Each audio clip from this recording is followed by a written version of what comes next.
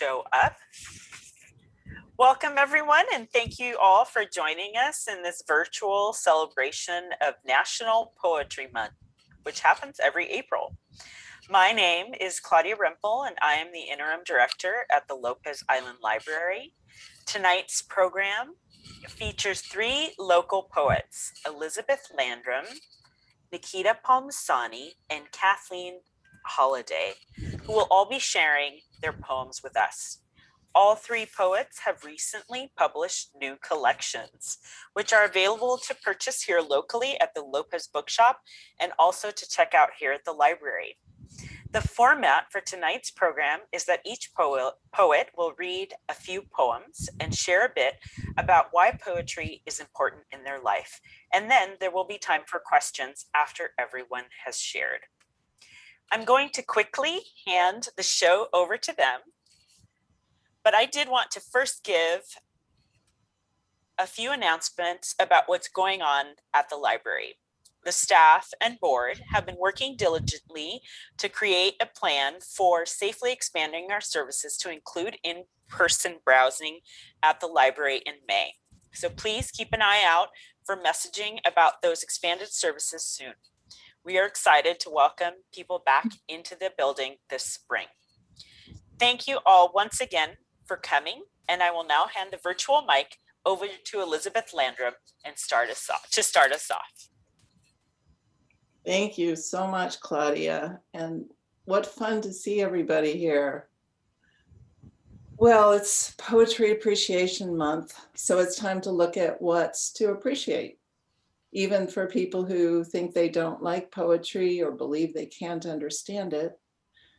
For me, it's been a lifetime and a range of appreciations, from the delight of listening to my mother recite rhyming poems when I was a child, to those teenage years when no one understood me except a few poets, to the calming that came from reading certain words, phrases, rhythms, and times when a poem was just what I needed to understand myself. Sometimes even those poems that seem to be just a jumble of words can touch something emotional in me that I can't explain. As T.S. Eliot said, genuine poetry can communicate before it's understood. And what about Amanda Gorman's inaugural poem, The Hill We Climb, how it said so much to so many in a way that no speeches could. How we needed that then. We may not remember her lines, but we're likely to remember the feelings, the inspiration, and the truths she spoke. And rhythms.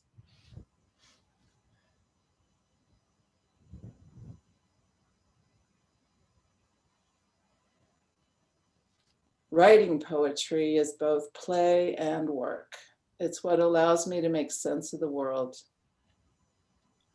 My favorite thing about writing and reading poetry is what I'd call discovery or surprise, working my way from what I know to what I don't know. There's always something lurking in the unconscious, ready to break free. Always something discovered when a poem leads me and not the other way around. Writing often begins in delight and ends in wisdom, to quote Robert Frost again. Reading a poem can be like that too. For tonight, I've selected a few poems to share from my new collection, Still Life. I'd like to express my sincere gratitude to my dear friend Elizabeth Reitlinger of Port Townsend for the use of her painting as the cover. And thank you to Lopez Library, Malia and Claudia for hosting this, and for my fellow poets here tonight, all poets who keep telling their truths. And thanks to the Lopez Bookshop for your support and for making books so easily available on our island. The first poem I've chosen for tonight began with a dream image. It was one a little strange that followed me around all day and asked me to just make connections. So this is what came. It's called Signs. You know how it is when you're listening to the evening news and you've just overcooked the asparagus. Then you drop a bowl of pumpkin guts on the floor and all the love evaporates from your kitchen. So you decide it's time to give it up, wait for tomorrow, make a sandwich, go to bed. But then you remember that morning's dream when you're trapped in an attic with your dead mother. When a troupe of improv actors speaking in tongues picks you to kick around on the stage, but their shoes are glued to the floor. And you think about that same afternoon when you were searching for your work boots, stashed in the attic, and discovered their soles had decomposed. Pieces of plastic scattered like dried leaves and ash across the wooden floor. You called out for your mother, but you didn't know why. So you wonder if it all means something worthy of your attention, or was it just another crappy day?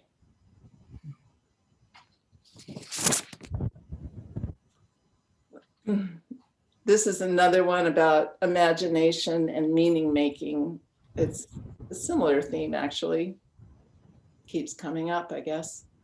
This is called On a Dull Afternoon. Unfocused, unfinished, not quite to board.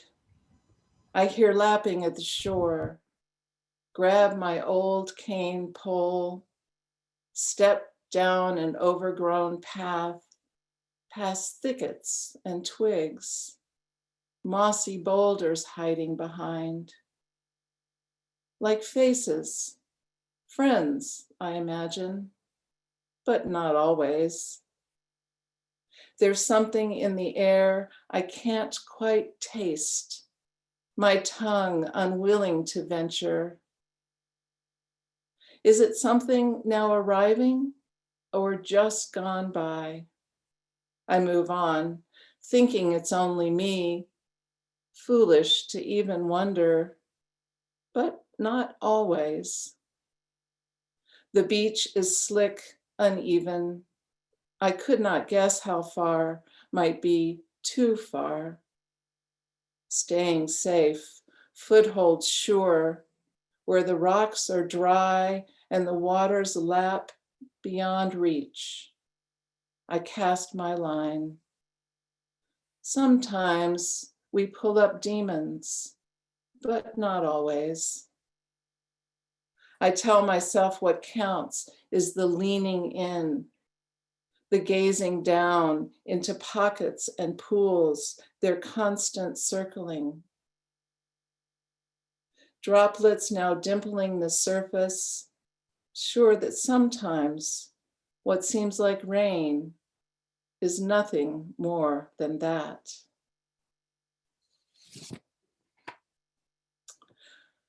Well, sometimes an abstract concept takes me on a metaphor ride, challenges me into following it wherever it leads. I was thinking about people who carry a lifetime of regrets on their shoulders, which is not me, actually. This is called regret. Regret wears like a heavy overcoat, its yawning pockets laden with rocks. What she spent on that one pair of shoes, others she didn't buy because they seemed too flashy. Rooms she was too shy to enter, rooms that consumed her. All the sashimi she never tasted, and a few she did. The trip to Antarctica she didn't take while it was still possible. Memories of Mexico dropped in the well. A menu of things she inhaled and some she didn't, like the whiff of cerulean sweet peas before they browned. Letters from her mother tossed in the waste.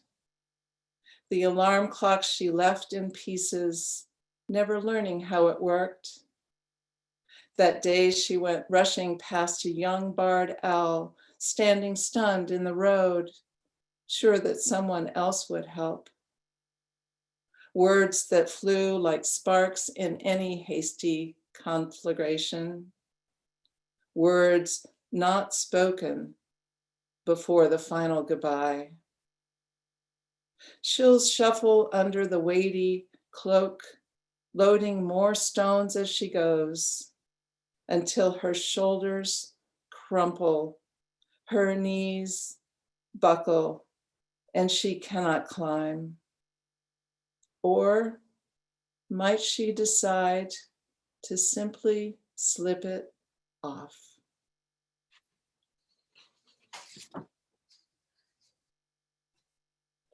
Well, maybe a broken relationship or broken trust becomes a broken egg. Why not? This is called One Egg or Two.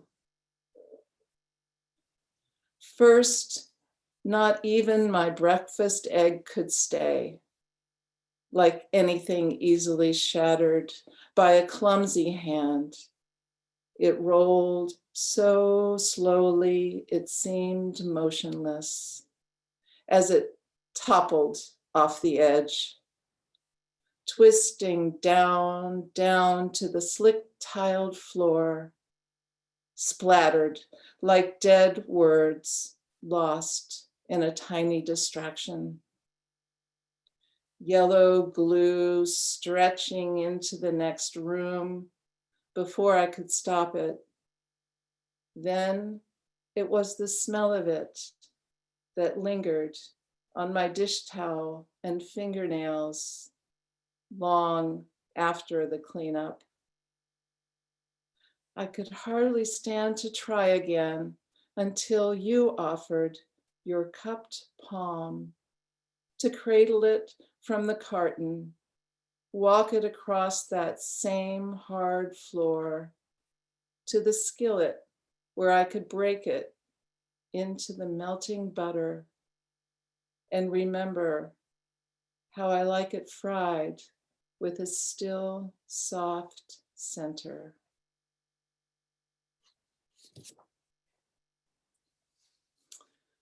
Well, poetry can be the best therapy, said by a therapist. Here's one I wrote when I was feeling quite disheartened about what we humans are doing to our earth home. Sometimes we just need a wider lens. Penance. As the bright light falters and shadows surround the graveyards we've created, remind us how lizards once slipped from a burnt land, only later to fly.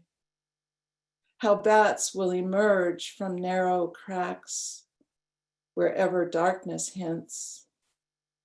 And ants will build more super colonies by sharing their labor. Ease our contrition with stories of the phoenix, of seeds and saplings still sealed underground. Teach us when the remnants of human folly evaporate like fog left by breath, how earth will re-edit herself, every facet and blemish polished like a diamond, containing the memory of a future.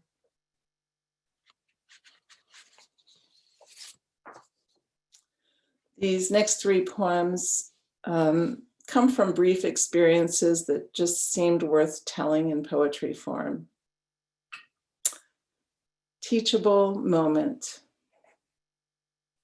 From my own small town history, I knew where they had been and where they had not.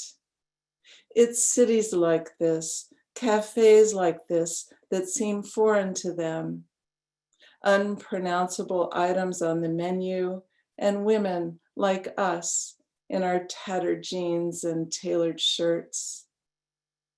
All evening during dinner, my hand resting on your thigh. I didn't notice them watching, didn't see the whispering until it was loud enough to hear. Did you see them? Do you think? And in that instant, I knew we were a teachable moment. The ones who didn't look like they expected, an image they would keep.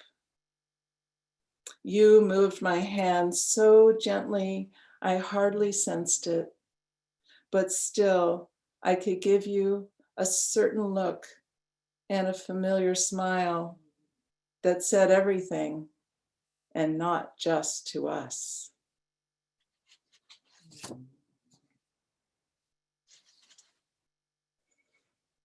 Summer solstice. I can't recall the chill of damp, dark December, though I dread its return. Yet here by the campfire in our rickety wooden chairs, 2 dogs asleep at our feet, it seems as far away as the stars we applaud when they peek from behind their shredded vapor curtains, brushed against the twilight sky. Now I remember the beauty that lives only in shadows.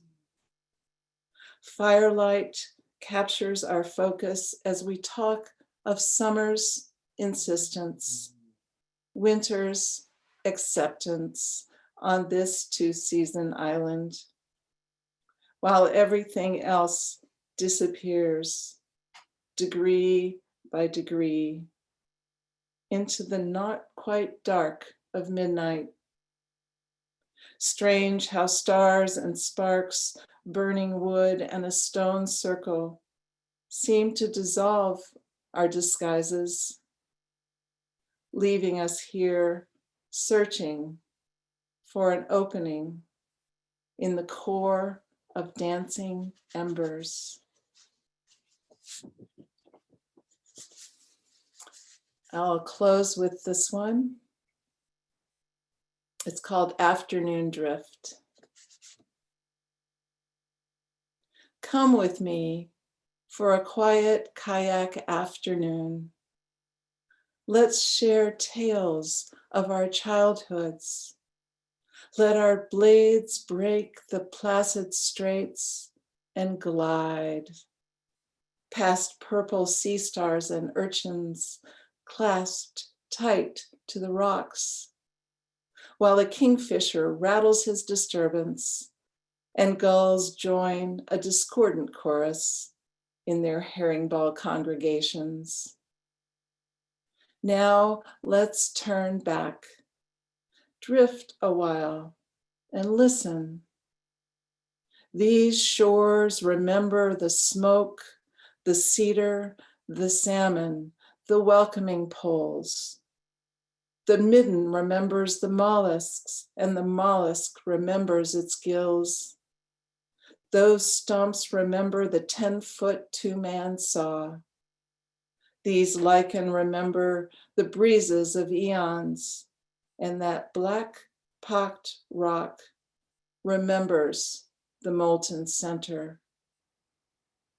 Let's train our ears to symphonies of the deep and her creatures. Listen for tales from our ocean home. She remembers her ice ghosts and bones. Whales, nets, gunnels, sailors, subsumed in silt and salt. Let's skim the surface together, our tiny boat, our sliver of time. Thank you. And I'll pass it on to Kathleen Holliday. Thank you so much. I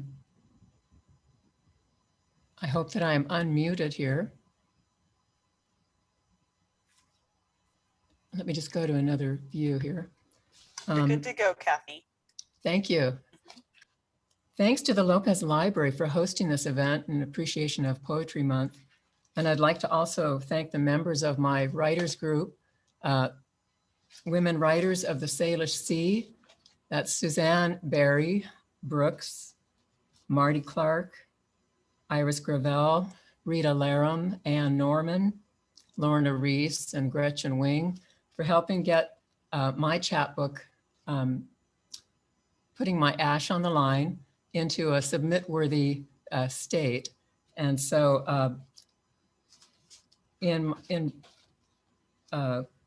thinking about what poetry means to me, I'd actually think it's like the arts in general. I cannot live without music and literature. To me, they're just necessities. But I will let two other poets address that more eloquently. Auden once wrote, "A poet is, before everything else, a person who is passionately in love with language." And this is the second quote is from Billy Collins. "This is what poets are paid for. I mean, to like look at clouds, watch chipmunks. Someone has to keep an eye on these things." And so before I get to the poems, I thought I'd give you a sampling of the responses I've gotten to my own poetry over the years. It's a short list, and it includes friends and family, and some people who don't necessarily consider themselves readers of poetry. But family in particular, I think of, who can you call late at night with your latest draft and you say, "Poetry, Graham," and then the answer is a big sigh and they go, "Okay, let's hear it." And so that's kind of the first one. But the top 6, I think, out of that list are, "Is this a poem? I liked the earlier version before you meddled with it. I worry about you. Damn, woman." And the last one is, "So do you send these out?" And the first poem I'm going to read is not in the chapbook, but it was published in the Right Launch, a literary online journal. And it's a reflection on family in both perilous times past and present. This is called Lifeboat in the Apocalypse. I haven't always wanted to be in the same boat with them, but when the time comes, I hope there'll be room for me in that boat, loaded deep with my siblings and other kin, those who can do stuff. My sisters who fed multitudes from their gardens, cooked every holiday family dinner, and my brother who's built homes, fixed cars. I'll bet he can even start a campfire without matches. So today, when one of my sisters snorted derisively, "What can you do in the apocalypse?" I said, "I'll tell the story around the fire of how we survived, like we did in that long ago tale of a mother and her children adrift on a raft. I'll remember everything. This time I'll write it all down." And the next poem I'm going to read is also about family. This poem was awarded tied for 4th place in the Poetry Superhighway 2020 Poetry Contest. And a couple of things might be helpful to know. One of the first adult books I ever read was The Odyssey, and it made a huge impression on me. And the second bit of information is my father was a merchant seaman for 25 years. And so that sort of sets the stage. This is called The Wine Dark Sea.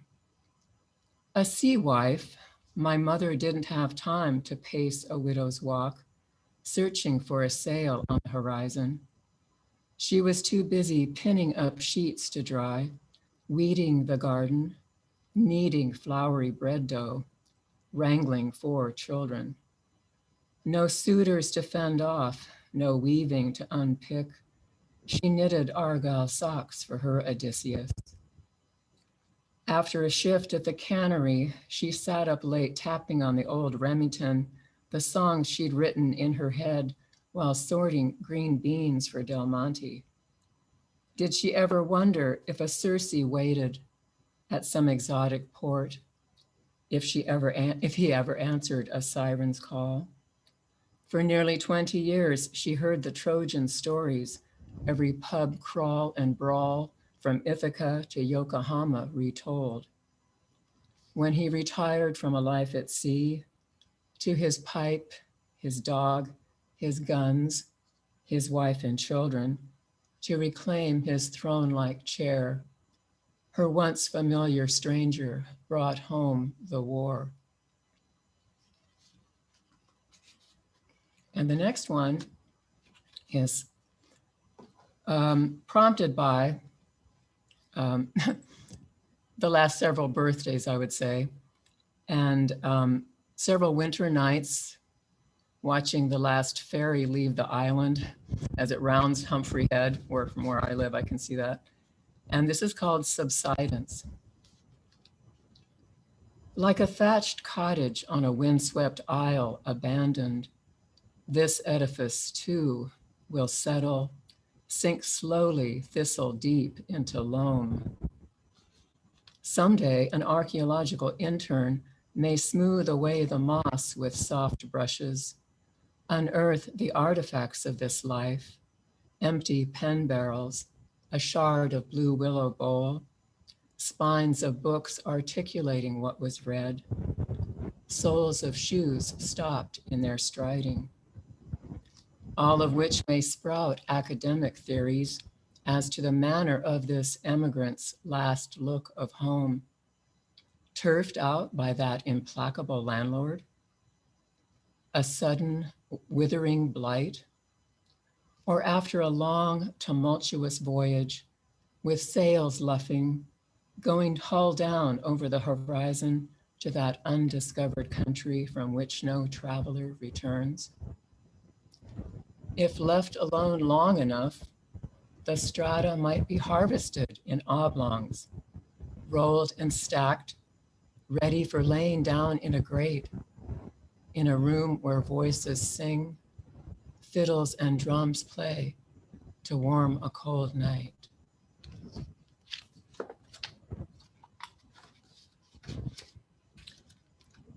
And the next one is a persona poem. It's written in the voice of a character from Charles Dickens' Great Expectations. And I have been fascinated by this character for years, and I tried to imagine her response to our times. The book, that book, Great Expectations, was published in 1860, and so a lot has changed. This is Ms. Havisham. I too had great expectations. To be or not to be a wife defined my life. My dowry guaranteed a husband, and I would be a mother, helpmeet, nurse. Nothing could be worse than that damning epithet, old maid. Left at the altar jilted, my bouquet wilting, I drew my veil down over my face and let the yards of lace fall, dragging through the dust. Years later, I still hold the knife. May I cut you a slice? A corner piece, perhaps, with extra icing. Don't mind the spiders and the mice racing in and out, tunnels crumbling behind them. Mr. Dickens, I implore you, change mine to a happy ending. No funeral pyre, no more desires gone up in smoke. Set me in some future time when I could say, never married, never needed to. Earned a degree, had a job, a car, a condo in the city, a lover who never strayed. I'd celebrate my singular good fortune with a cake, not Mrs. Beaton's recipe. No butter, no gluten, no nuts. I'd clear up with a cordless vac, I'd sweep the ceiling free of spider webs. I'd read a novel in one sitting, then I'd take a nap.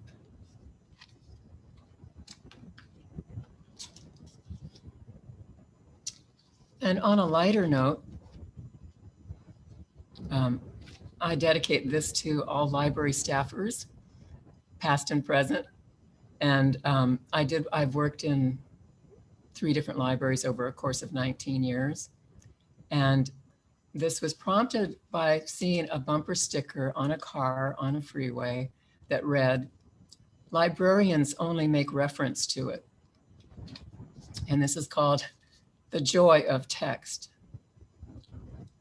A backlit screen is not the same as lit from within. I'd rather read a thick book, hold its tumescent weight, turn pages splotched with another reader's dried pizza sauce, feel the scales of my hands tip left as the hours pass. There's no scrolling down, no swiping, no pinching a screen. The only zooming in, zooming out is when I remove, then put my glasses back on. Oh, Simon and Schuster and all those others, you had me at colophon. So many bodies of work leave me breathless. As a writer, I confess to longing for my very own ISBN number. I never tire of reading a dedication. To this book I commit myself. Call number, so I'll know where to find you and others like you again. Preface, that literary trailer. In gratitude, I'm glad all those folks helped you write this book too. Footnote, those divinely distracting rabbit holes where de facto I learn a little Latin. And for more, be still my beating heart, there's a bibliography. How I savor a serifed font, delight in a decal-edged page, luxuriate in the joy of text, imprinted for life, and at the end, bask in the afterglow of afterword, kindled, perfectly bound to every book I've ever read.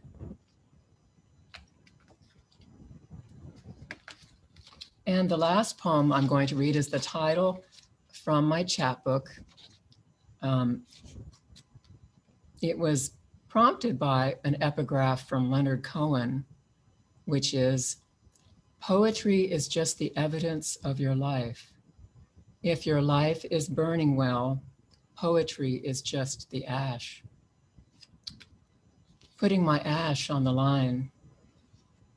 Sometimes I find piles from little volcanoes, like the remains of cone incense, a wisp of smoke in the air, reductio ad absurdum, or an aromatic lump of ambergris, a flake of alchemist gold, the ends of papers curling up, the pugilist pose of a body seized by extreme heat, set afire by others too, turning round and round, a firework sputtering, then blurring into a single flame. From the radiance of other conflagrations, a sustaining heat to warm my hands, my mother's ashes in my cupboard still glowing. And even in last night's dream, I pulled among the delta reeds as flaming scraps, papyri rained down into the water hissing. I trimmed my oars and stood, reaching up to smear my face and hands with the falling ash of an ancient library burning. On waking, I pray, let me be fire, let me be wood. Thank you.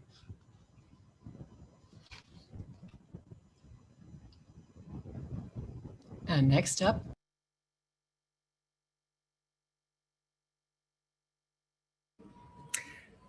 Thanks so much, Kathleen. Those were gorgeous, as were yours, Elizabeth. I feel very honored to be in your company. My name is Nikyta Palmisani, and I am I'm deeply aware of the marker of time of this particular year. That National Poetry Month last year, we didn't know where we were headed, and we were really moving into the thick of it about now. And so I think the curation of poems that I have chosen for tonight, I wanted to speak to that. I wanted to speak to the depth and the complexity of it, because for me, poetry is trying to catch the ephemeral, right? It's trying to catch the ineffable in some sort of word or terminology that can somehow translate this ineffable spirit or moment into something that I can then share with you. And this year has been complex. There's been a lot of loss. There's been a lot of isolation. There's been a lot of joy. If it wasn't for this year of pandemic, I wouldn't have published my first body of work. This is Dancing the Bones of a Far Older Future, which is my first collection of poetry of the last 20 years or so that I actually had the time and capacity to put together. And as Kathleen Holliday beautifully said, get my own ISBN number. Oh, pitter patter of the heart. So I want to just sort of take you on an arc tonight. The first thing I want to do is I want to name, there have been so many people that we have lost, whether we know their names or not. And Moira was a beautiful being on our island who has recently passed, lost her struggle with cancer like my mother. And so this first poem speaks to the springtime. It speaks to hope and resilience, which I am so glad to be outside in the sun reading to you, and also in the heart of the village, which is not somewhere I've been for the year. I've mainly been at home. So I feel this transition and return back to each other as sort of a rebirth in some way. And Moira certainly spoke about that as she was transitioning, as did my mom. So, so this first poem is called Frogs Mean Purity. 1. It is spring, and the winter rains have turned fields into vernal ponds, white-capped and wind-whipped in the blustery March gales. The days are growing lighter, like the whispering buds on the trees, prophesizing the cacophonous music of the blaring colors to come. The nights are now filled with frog song. When it grows still enough, they can be sure that their audience is really listening. They burst forth in sonic dances of call and response. Sound waltzes off the tall, wet, green grasses, pirouetting ripples around the ponds. The 3/4 time moon, winking white and luminous, smiles at the ardor. The moon knows. Frogs mean purity. 2. If an ecosystem is polluted, the frogs are the first to go.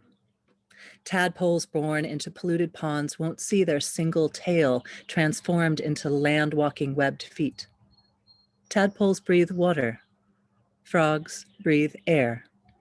If the water, air, or land is polluted, their delicate life cycle is the first to disappear. But who notices their missing songs on nights filled with emails and Netflix? 3. Her cancer came slowly and unannounced. She spent a good 2 years not feeling well, not feeling herself. Her breath ragged and full of sneezing. Allergies run in the family, she said. So when they finally found the tumors in her lungs, the waste of days still didn't make any sense. She never smoked a day in her life. If it had been my liver, I could understand, she said. I drank, but my lungs? I was a swimmer. I never smoked. The senseless injustice magnified by the blinding spotlight of mortality, suddenly illuminating her life. It must have been environmental, became our explanatory mantra of solace. 4. The moon knows. The frogs are innocent. They've never grown fat on the profits of pesticides or illegal dumping. But this poem is about spring, not the endless winter of death and what's wrong in the world. 5. Who holds the baton of hope in the race of the seasons? Is it winter, whose 1,000 million eyes can see the dark earth underground, witnessing the unquenchable courage of seeds thirsting for light, who bravely emerge, pushing their tendrils across the rocky loam, parched for the golden mead of the sun? Or does spring hold the trophied promise? Inside each heavy bulb, a tightened fist of bright yellow daffodil or lipstick red tulip, waiting to madly throw themselves toward the future sky. Somewhere on the borderlands, in the handoff between winter and spring, we are each reminded of the tremendous rejuvenatory power of the miracle of life, the miracle of a landscape to heal itself. How flowers could ever bloom again in Chernobyl is a mystery that holds the secret key to hope. So when she began her first infusion of immunotherapy and woke later that night with the distinct feeling that every cell in her body was buzzing, reawakened like the now vibrant Russian forest, reclaimed in an astonishingly new and never before seen red foliage in the areas closest to reactor 4. A testament to the tenacity of life, regenerating the steel-strong thread of hope for the healing of my mother and Mother Earth.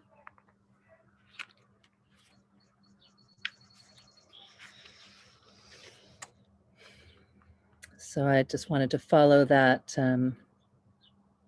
heaviness with a poem that speaks to spring, because we are in this tremendous time of regeneration of that strong steel strong thread of hope. This is called Birdsong Prayers.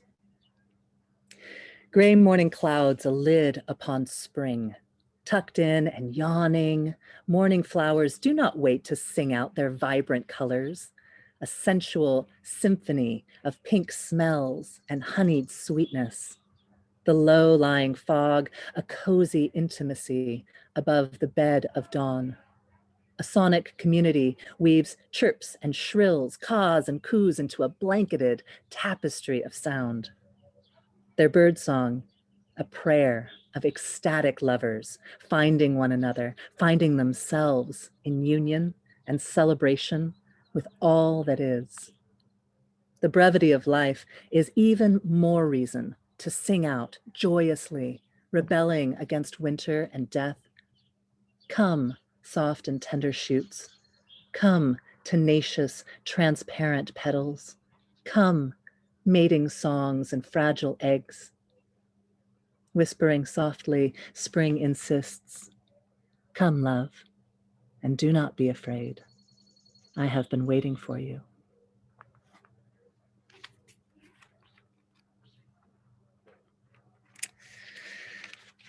So I've been thinking a lot about how it is that what we think becomes who we become and who we are, and how that shapes our life. And if our life was a poem, how we shape the ineffable of our spirit into some sort of fabric of being, right? And that becomes our personality. And I had the great, incredible experience to interact with 2 women simultaneously, one on San Juan Island and one here on Lopez, who were both in their late stages of dementia or Alzheimer's. And it was so clear to me that they had shaped who they had become. And it was so ingrained in them that that was the way that they were in the world, regardless of the memory, right? They might not know what day it was or what time it was, but what they were tracking in the world was still what they were tracking, even as all the memories had disappeared. And it taught me something really profound. So here's that poem, dedicated to Betsy Allison and Bobby Williams. And it's called What We Think Shapes Who We Will Become. It was morning when her blue eyes, clear and bright as the day, turned to me. I would say opened, but that would imply that they had been closed, which was not at all the case. No. Her eyes were huge and round in astonishment, enthralled in the absolute and astonishing wonder of life. Her long hands, strong under the tender leather of her skin, would shape the air gracefully like a dancer sculpting clay. Her hands preciously cupped the air, precariously holding what I could not see, with the tenderness of seeing through a veil, still opaque to my eyes. Her words began with the strength and the wisdom of age, until she's drawn into the next world again. A fine gossamer thread of thought trails off, tenuous, between my world and the one she is moving towards. We go for a walk, and she fills her hands with sticks and twigs, dried grasses and leaves, as if to create a nest. Her bird body is strong, from a lifetime of building, of weaving, of gardening, of making a life. She lives in wonder, in the nest she built 35 years ago, the Ultima Thule. I am privileged and honored, excuse me, to see through the portal she holds open as she floats like a spider on the wind, suspended by a single luminous thread, blowing back and forth across the threshold where our two worlds meet. I know another bird of her kind who was a botanical painter in life, and now the rest of the color of memory has faded. What she follows are the threads of beauty and color in this world. She notes the way the tulips on the table contain a black heart shape on each petal, the way the dark scarlet of roses reflects the light like velvet and are silken to the touch, the way wonder wefts the warp of the worlds, which she shapes with her artist's eye. The threads of thought we follow become the tapestry of who we are. The threads of thought we follow become the tapestry of who we are. When the patterns of memory are unraveled, excuse me, the sticks and the leaves and thread become the soft fodder for our future nests. Into the future world our wonder prepares us to encounter. Birds like Bobby and Betsy steward the path and trace the trails, weaving bridges from spider threads for those willing to pay attention, mentoring us and instructing us not to fear the liminal twilight of what lies beyond, but to walk across that gossamer bridge, blue eyes open and round like our mouths, breathless at the beauty of what lies beyond.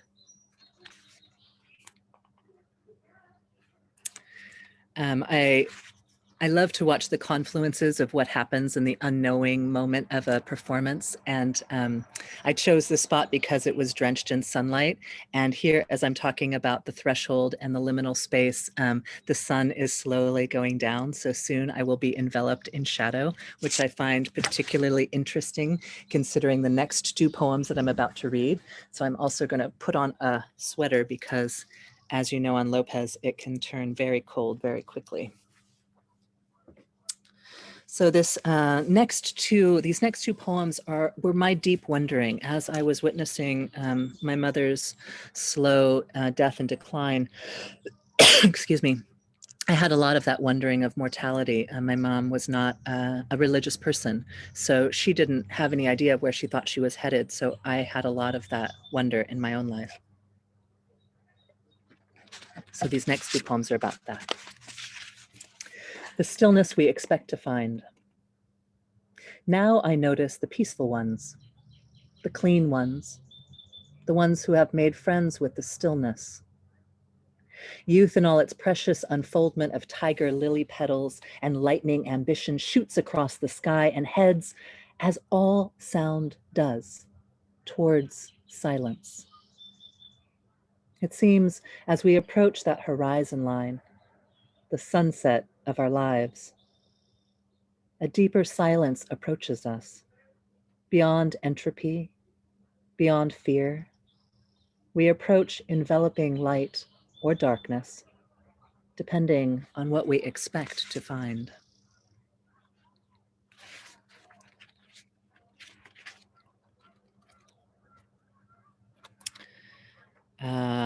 I misspoke. There was that that poem, The Stillness We Expect to Find. And then from here, I actually wanted to go into After the Sunset of Our Lives, into the idea of forgiveness, which seems so important, not just on our deathbeds, but also during this year of pandemic, right? There's been so much that we wished we had done or wanted to do, or ways in which it was difficult to stay in for that long. So this is a poem dedicated to that in the pandemic, and it's called Whole Forgiveness. I am forgiving myself for being my whole self. I've had to hold deep compassion for my own journey, for the diet I started and the workout regimen that I held for weeks until boredom and domesticity rubbed elbows with the springtime and I ran out of capacity to be contained, my wildness howling unfettered at the Beltane moon.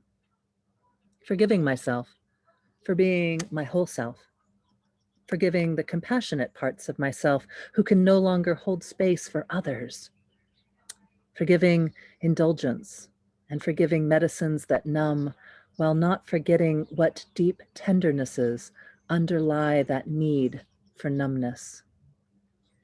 I am forgiving myself for being my whole self, not just my best self, but my whole self, forgiving my wounds and my weaknesses, as well as my well-honed strengths and tools. For yes, I am forgiving myself too for being strong and capable while others buckle around me.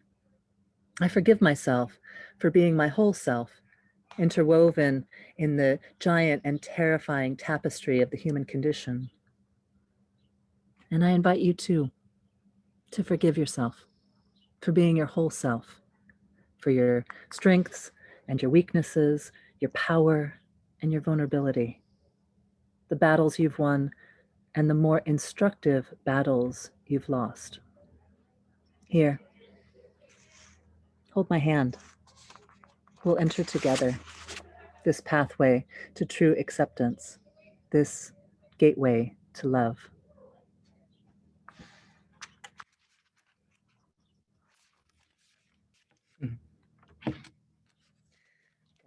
Two more for you tonight.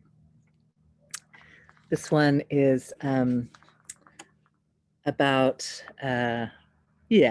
seasons. Apparently seasons are a big deal in my pantheon, and I really wanted to speak about this transition to spring because it's really felt like a year's worth of winter. Like as a culture, we've been in this long year of wintering, and suddenly in the spring of immunizations and vaccinations, we're coming back into each other. And so the spring feels even more robust.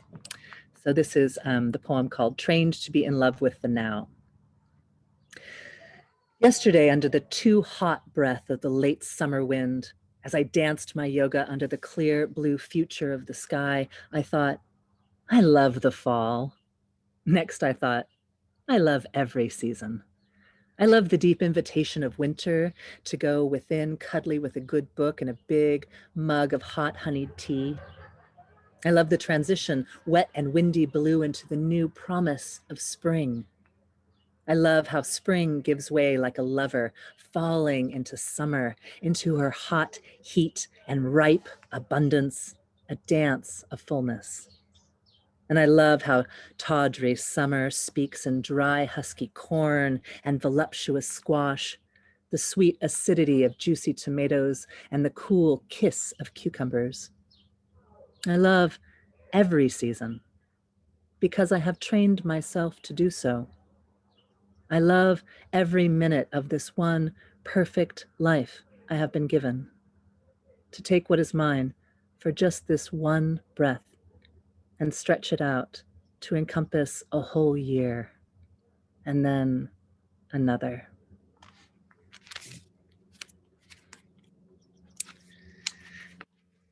All right, one last poem for you. This one is called Authenticity, and this one is dedicated to my husband. I'm sure, like many of you who have perhaps spent some of the pandemic with your nearest and dearest, or maybe you've had your close pod of people, there's been a real revealing of intimacy and vulnerability, I think, that's been created in this deep cocoon of time. So this poem is dedicated to blessed love of my life, who really has helped hold me in this place. It's called Authenticity.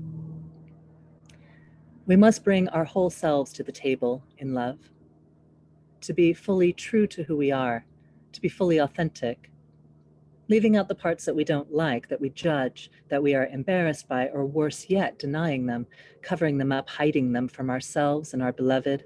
It only denies those parts access to the love that they so desperately crave. We must bring our whole selves to the light of love, inviting our beloveds to embrace us wholly as we are, shadows and all, risking the desolation that true vulnerability brings. We also risk risking out on the truest form of love, the one that says, come, naked and barren, forlorn and worn, despairing and empty. Come, empty yourself fully on this altar of love and be healed by that emptying. The bravery to empty ourselves is that which opens us to be finally and fully filled. Thank you so much.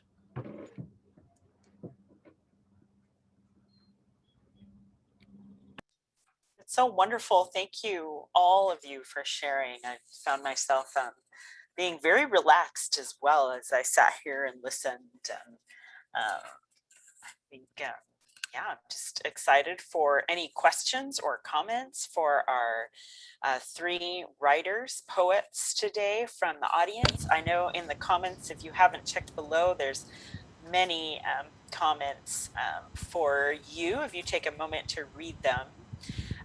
But if there are any comments or questions, please feel free to raise your hand and unmute yourself. And this is a time where we'll take that Q&A.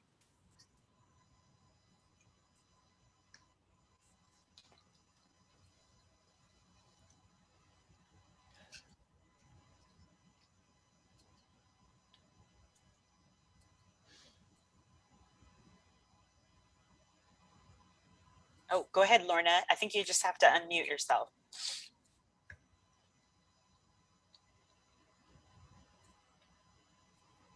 I'm curious to know about when each of these poets wrote their first poems, when they first came to poetry, or when poetry first came to them, and also if they remember that poem.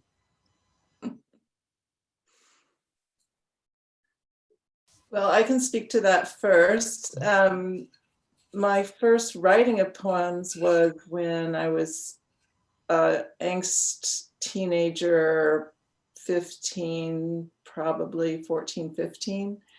And no, I don't remember it, except it was full of angst. And actually, you know, writing poetry helped me through those teenage years. It was just my way of expressing things that really started in journal writing and then sort of became a little more formed in poetry. And I'll always appreciate that getting me through my teenage years. I did have one published in the high school yearbook, so I could access that, but I don't remember it.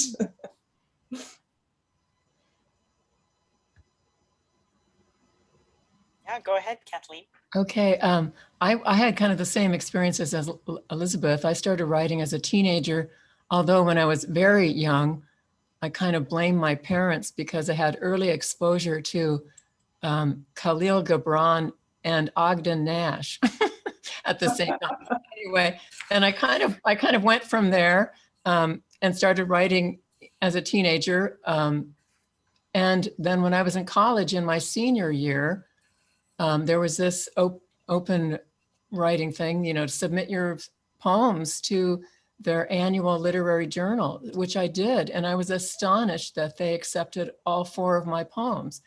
And so I can actually say I have much, much earlier work from when I was a senior in college, and that those poems recently resurfaced.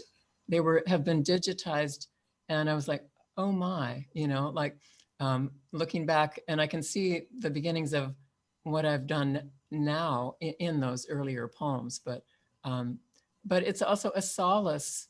I've always been writing for the sheer joy of it and a passion for words. Mhm.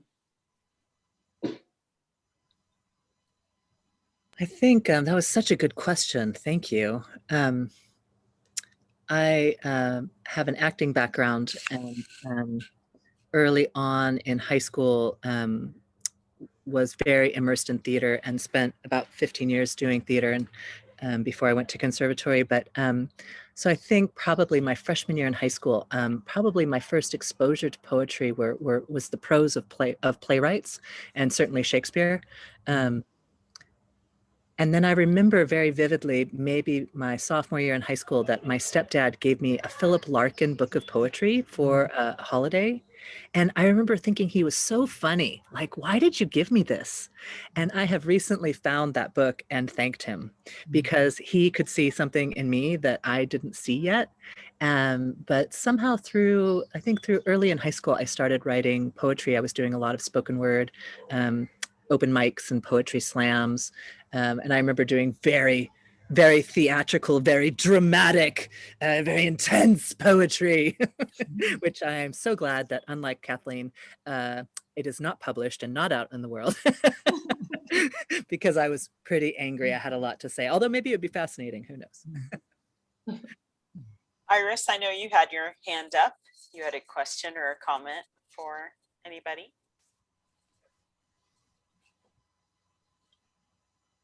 Oh, I think you're muted. That is going to be the comment of the century. That's right. You were muted. You're muted. Anyway, I just wanted to comment of how much I enjoyed all of the reading tonight. And, I'm grateful for National Poetry Month in April because it just, brings out this abundance of terrific poetry. But it also makes me want to have Poetry Month every month. And it can be every month because there's so much spectacular poetry available and much of it right here on Lopez. And I also wanted to say that with all the heartache and stresses and strains of this pandemic time, there have been many blessings in Zoom. And I have to tell you that being read to, having poets read their poetry to me while I'm making dinner is a real joy, which couldn't happen if we were all at the library listening. So I'll be glad to see and be among authors face to face, but there's some real pluses of being able to be accompanied right at home too. So thanks to the library for making this possible as well. Thanks to all the poets. It's just terrific.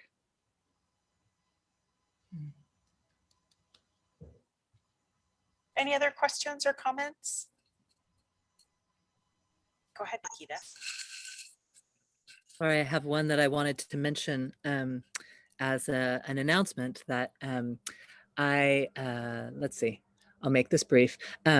We are starting a new thing called the Remakery in the heart of Lopez Village, which is going to be a maker space devoted to helping upcycle recyclable products and things from the take it or leave it. But in honor of National Poetry Month and in honor of returning back to ourselves, I'm going to be launching a Messages in a Bottle. And these will be, taking a wine bottle or a glass bottle and putting a message in it as if you were going to send it to a deserted island and somebody who really desperately needed to hear it, who was just waiting on a desert island, like many of us have been on an island in isolation, as a return back to each other. Or maybe you want to put a poem in there. Chances are good that this interactive installation, will be at Vita's as an outdoor thing, and you can come and take a bottle and get a message, or you can leave a bottle and put a poem in there. Bruce Spotts being one of the most amazing people who weaves poetry into at least my life through his newsletter all the time. And if it's not at Vita's, it'll be at the Remakery, which is behind the bakery, Hollybee's Bakery. Right behind it is the Remakery. So look forward to Messages in a Bottle to continue to celebrate National Poetry Month coming up. Thank you, Nikyta. Well, I just had a quick question. My mother, since I can remember, has always recited poetry, always. And for her, my mother is from Central America, and she would always recite poems to us by Rubén Darío, who's a Nicaraguan poet. I will always remember that about my mom. I don't know anyone else who recites poetry. So I guess my first question is, who is your favorite poet? And the second one is, do you say them out loud? Do you memorize them? I just realized it's such a discipline to do that. And I never think of it. You want to go first, Nikyta? Absolutely. One of my favorite poets and mentor teachers, Sally Atkins. If you can ever get any of her poetry, she's unbelievably exquisite. She's an eco-philosopher, she's a teacher and a professor. And she insisted that we learn poems by heart. And she would recite her poems by heart. And she said, something is different in the way your mouth shapes words, in the way your body feels when you recite a poem by heart, and the honor and the importance of the oral tradition. That was how poetry was passed down before the written word. So Sally always encouraged us to learn poems by heart. So I have a great many that I know by heart, but I realize I have very few of my own that I know by heart. So thank you for that. I think memorizing a poem is a great way to just take in a favorite poet. And I don't do that enough, but I would certainly advocate that. Naomi Shihab Nye is one of my favorites. And the poem that I've tried to memorize is Kindness. I just love that poem. A lot of people know that one. And then there's something about Ellen Bass's rhythms that I really enjoy, just hearing her and then trying to sort of imitate her in the way that she speaks sometimes. So I should memorize more poems. That'd be great. Oh, and I would add to that, I think it was in high school where we had to memorize Shakespearean monologues. And my mother astounded me because she had the same thing in high school and she could still recite those monologues. And so I loved that kind of language spoken and hearing it. And I would say some of my favorite poets are Billy Collins, Ellen Bass, Seamus Heaney. There's many, Ethna McKiernan. I do listen to a lot of Irish poets because there's just such music in their language that to me, it's almost entrancing. And so I keep, finding new people to listen to. And especially that's the one advantage to this time of isolation is there, Billy Collins has been hosting a poetry broadcast. It's now Tuesdays and Thursdays. And that really, it was daily, Monday through Friday for the first year, but that really was a delight. And he read so many other people's works and it introduced me to so many other voices. So that was such a lovely thing. Well, I think I can still, if pressed, I can still pull out the Chaucer's 13 lines of the Canterbury Tales. That's my party trick. Will I ever forget it? I don't know. It's in there. Thank you so much. If there are no other questions, I'm just so appreciative of you sharing something so personal and so lovely with us. And just your books are checking out here at the library, and we're just so excited to have them and to support you in this way. Thank you, everybody, for joining us near and far. Thank you. We'll say goodbye and good night. Thank you. Thank you. Thank you. Thank you. Thank you. Good night. It's wonderful to see everybody.